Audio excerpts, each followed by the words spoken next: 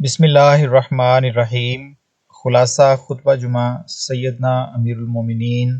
حضرت مرزا مسرور احمد خلیفۃ المسیح الخامس ایدہ اللہ تعالی بنصر العزیز، فرمودہ 11 جون 2021 بمطابق 11 احسان 1400 ہجری شمسی، بمقام مسجد مبارک اسلام آباد ٹل فورٹ سرے UK۔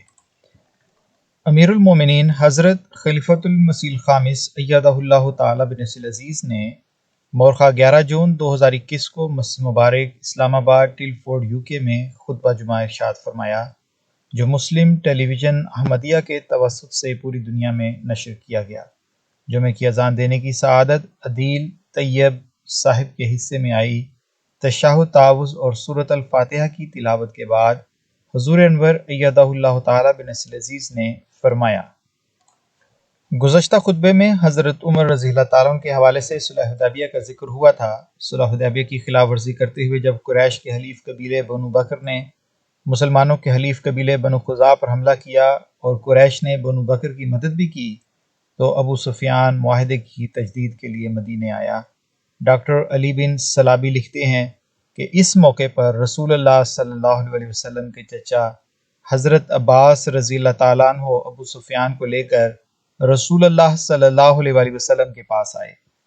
راستے میں حضرت عمر رضی اللہ تعالیٰ عنہ نے ان دونوں کو رسول خدا صلی اللہ علیہ وسلم کے پاس جاتے ہوئے دیکھ لیا اور آپ رضی اللہ تعالیٰ عنہ بھی وہیں پہنچ گئے۔ حضرت عمر رضی اللہ تعالیٰ عنہ نے حضور صلی اللہ علیہ وسلم سے عرض کی کہ مجھے اجازت دیں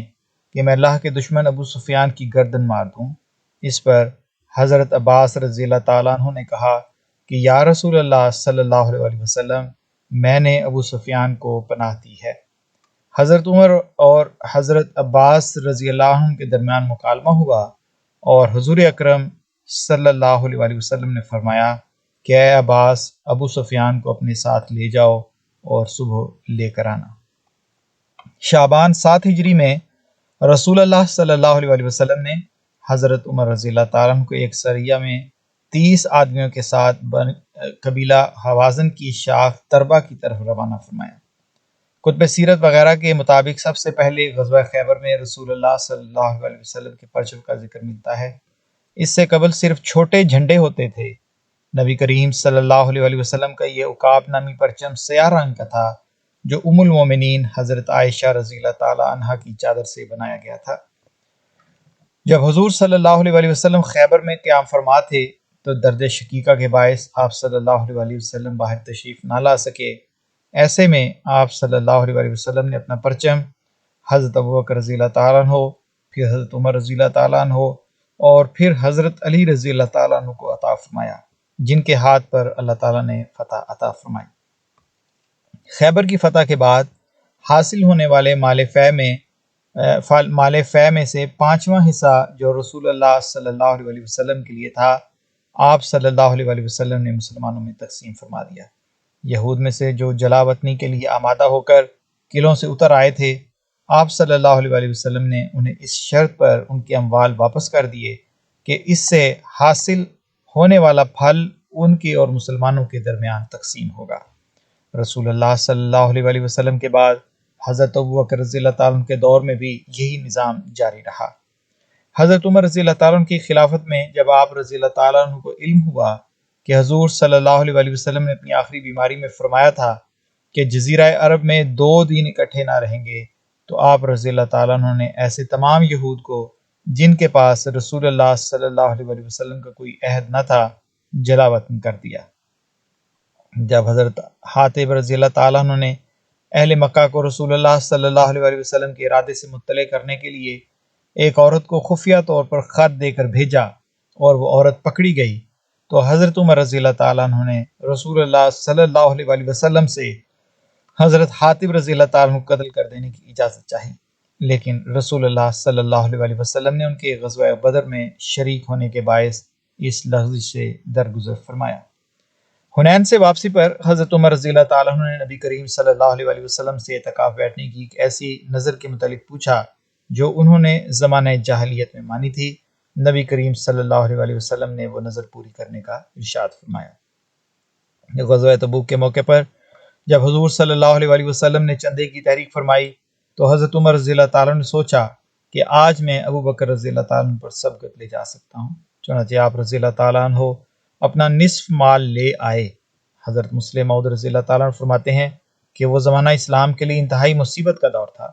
لیکن حضرت ابو بکر رضی اللہ تعالیٰ عنہ اپنا سارا مال لے آئے اور حضرت صلی اللہ علیہ وسلم کی خدمت میں پیش کر دیا۔ حضرت مسیح موعود علیہ السلام یہ واقعہ بیان کر کے فرماتے ہیں کہ ایک وہ ہیں کہ بیعت تو کر جاتے ہیں اور اقرار بھی کر جاتے ہیں کہ ہم دنیا پر دین کو مقدم رکھیں گے، مگر مدد اور امداد کے موقع پر اپنی جیبوں کو دبا کر پکڑے رکھتے ہیں۔ بھلا ایسی محبت دنیا سے کوئی دینی مقصد پا سکتا ہے؟ جب نبی کریم صلی اللہ علیہ وسلم پر بیماری کا سخت حملہ ہوا تو آپ صلی اللہ علیہ وسلم نے فرمایا کہ میرے پاس لکھنے کا سامان لاؤ تا میں تمہیں ایک ایسی تحریر لکھ دوں جس کے بعد تم راہ سے بے راہ نہ ہوگے۔ حضرت سید زین العابدین ولی اللہ شاہ صاحب لکھتے ہیں کہ حضرت عمر رضی اللہ تعالیٰ عنہ کو رسول اللہ صلی اللہ علیہ وسلم کے فوت ہو جانے کا تو وہم بھی نہ تھا، چنانچہ انہوں نے لوگوں کو کہا کہ ہمارے پاس کتاب اللہ موجود ہے جو ہمارے لیے کافی ہے، اس لیے حضور صلی اللہ علیہ وسلم کو تکلیف دینے کی ضرورت نہیں۔ اس پر وہاں موجود لوگوں میں اختلاف ہو گیا اور شور اتنا بڑا کہ رسول خدا صلی اللہ علیہ وسلم نے فرمایا اٹھو اور میرے پاس سے چلے جاؤ۔ اس سے معلوم ہوتا ہے کہ آپ صلی اللہ علیہ وسلم کو کتاب اللہ کی عزت کا اس حالت بے قراری میں بھی اس قدر پاس تھا کہ عمر رضی اللہ تعالیٰ عنہ کی بات سننے کے بعد کاغذ قلم دوات منگوانے کا ارادہ نہیں فرمایا۔ حضور صلی اللہ علیہ وسلم اس واقعے کے بعد بھی چند روز زندہ رہے اور اس دن کچھ اور وصیتیں بھی کیں، مگر اس خیال کا اعادہ نہیں فرمایا۔ جب رسول اللہ صلی اللہ علیہ وسلم کی وفات ہوئی تو حضرت عمر رضی اللہ تعالیٰ عنہ کھڑے ہوئے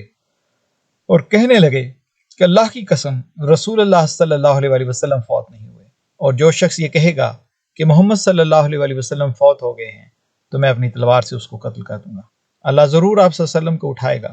تا بعض آدمیوں کے ہاتھ پاؤں کاٹ دے۔ حضرت ابو بکر رضی اللہ تعالیٰ عنہ جو حضور صلی اللہ علیہ وسلم کی وفات کے وقت مدینے سے 2 میل کے فاصلے پر واقع مقام صنع میں تھے، حضرت عمر رضی اللہ تعالیٰ عنہ کی اس تقریر کے دوران وہاں پہنچے۔ آپ رضی اللہ تعالیٰ عنہ نے حضرت صلی اللہ علیہ وسلم کے چہرے مبارک سے کپڑا ہٹایا، آپ صلی اللہ علیہ وسلم کو بوسہ دیا، پھر باہر تشریف لائے اور لوگوں سے مخاطب ہو کر تقریر فرمائی۔ خدا تعالیٰ کو فرمایا دیکھو جو محمد صلی اللہ علیہ وسلم کو پوچھتا ہے۔ خدا تعالیٰ کی حمد و ثنا کے بعد حضرت ابو بکر رضی اللہ تعالیٰ نے فرمایا دیکھو جو محمد صلی اللہ علیہ وسلم کو پوچھتا تھا وہ سن لے کہ محمد صلی اللہ علیہ وسلم تو یقیناً فوت ہو گئے، اور جو اللہ کو پوچھتا ہے وہ یاد رکھے کہ اللہ زندہ ہے اور کبھی نہیں مرے گا۔ پھر حضرت ابو بکر رضی اللہ تعالیٰ نے یہ آیت پڑھی کہ وما محمد الا رسول قد خلت من قبلہ الرسل، یعنی محمد صلی اللہ علیہ وسلم اللہ کے رسول ہیں، آپ صلی اللہ علیہ وسلم سے پہلے سب رسول فوت ہو چکے ہیں،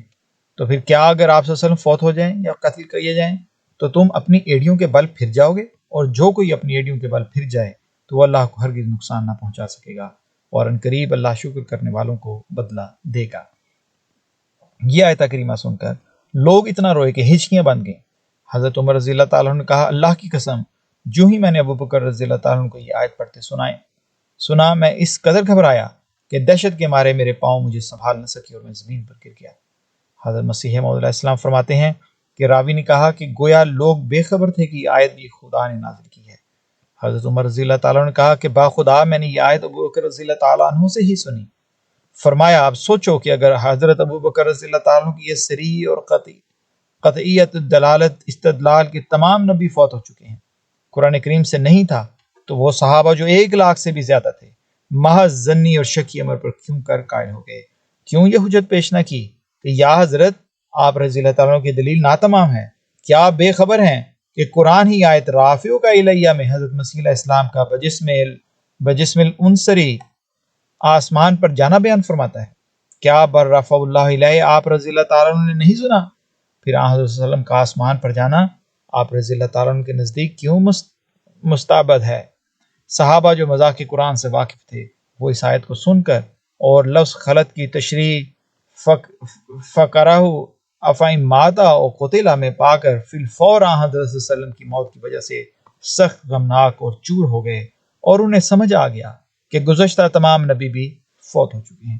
ایک اور موقع پر حضرت مسیح علیہ السلام فرماتے ہیں کہ خدا تعالیٰ ہزار نیک اجر حضرت ابو بکر رضی اللہ تعالیٰ کو بخشے کہ جلد تر انہوں نے اس فتنے کو فروغ کیا اور نص صریح کو پیش کر کے بتلا دیا کہ گزشتہ نبی مر گئے ہیں۔ اگر اس جگہ خلط کے معنی یہ کیے جائیں کہ بعض نبی زندہ آسمان پر جا بیٹھے ہیں،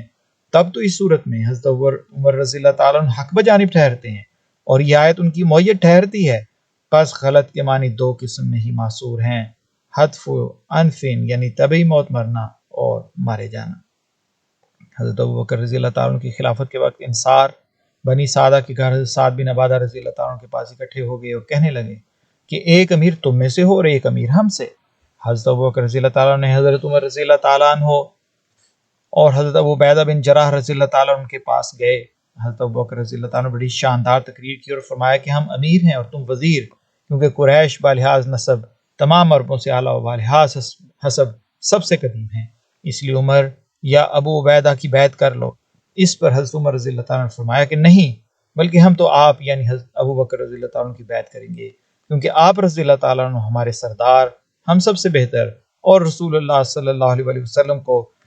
ہم سب سے زیادہ پیارے تھے۔ یہ کہہ کر حضرت عمر رضی اللہ تعالیٰ عنہ نے حضرت ابو بکر رضی اللہ تعالیٰ عنہ کا ہاتھ پکڑا اور بیعت کر لی۔ جب خلافت ابو بکر میں مرتدین نے سر اٹھایا تو اولاً حضرت عمر رضی اللہ تعالیٰ عنہ کے قتال کی مخالفت کی، لیکن حضرت ابو بکر رضی اللہ تعالیٰ عنہ کے فیصلے کے آگے آپ رضی اللہ تعالیٰ عنہ نے سر تسلیم خم کیا۔ آپ رضی اللہ تعالیٰ عنہ فرماتے ہیں کہ جب میں نے دیکھ لیا کہ اللہ نے حضرت ابو بکر رضی اللہ تعالیٰ عنہ کا لڑائی کے لیے سینہ کھول دیا ہے تو میں سمجھ گیا کہ حق یہی ہے۔ جنگ یمامہ میں جب 70 حفاظ شہید ہوئے تو حضرت عمر رضی اللہ تعالیٰ عنہ نے ہی حضرت ابو بکر رضی اللہ تعالیٰ عنہ کو قرآن ایک جگہ جمع کرنے کا مشورہ دیا۔ خطبے کے اختتام پر حضور انور نے فرمایا کہ اب یہ ذکر چل رہا ہے جو انشاءاللہ آئندہ بھی جاری رہے گا۔